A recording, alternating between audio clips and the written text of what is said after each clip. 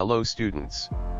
This is Learn Easy Tutorial, your online learning companion. In this video, we will learn what are displacement and double displacement reactions with examples. The key points to questions related to this section are given at the end of this video. Among metals, some are very reactive due to their highly unstable state and some metals are non-reactive. This can be charted down as a series known as the Reactivity Series. Potassium, sodium, calcium, magnesium, aluminium, zinc, iron, lead, hydrogen, copper, mercury, silver and gold. Here potassium is the most reactive metal, whereas silver and gold are the least reactive. In a displacement reaction, a more reactive metal displaces a less reactive metal from its compound. For example, put an iron nail in a copper sulfate solution. Here, the blue-colored solution changes to green and we can see a reddish deposit of copper on the iron nail. This happened because iron is more reactive than copper. At the same time, if you put copper inside the iron sulfate solution, no reaction takes place. Similarly, a more reactive nonmetal can displace a less reactive nonmetal from its compound.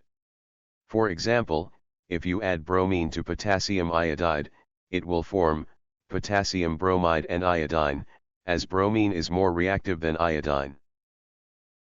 Double displacement reaction. In aqueous form, the compounds with components of varying reactivity can exchange their radicals, forming two new compounds.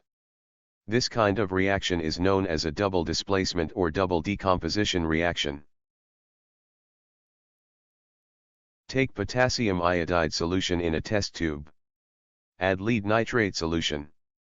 A yellow solid precipitate of lead iodide is formed along with potassium nitrate. Here lead and potassium has exchanged their radical to form new compounds. In a reaction, if precipitate is formed, we call it a precipitation reaction. Take sodium hydroxide in a test tube. Add hydrochloric acid to it. Sodium chloride and water is formed. If you check the pH of the product, it will be neutral. That is, there is no residue of acidic or alkaline radicals in the product. Such double decomposition reactions are known as neutralization reactions. Key points are: in the reactivity series, metals are arranged in decreasing order of their reactivity. In a displacement reaction, a less reactive metal is displaced by a more reactive metal. In a double decomposition reaction, the radicals are exchanged between compounds in their aqueous solution, forming two new compounds.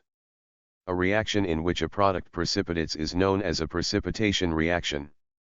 A reaction in which an acid reacts with an alkali forming salt and water is known as a neutralization reaction. Thank you for watching. Please do like, share and subscribe if you found this video useful. Happy learning!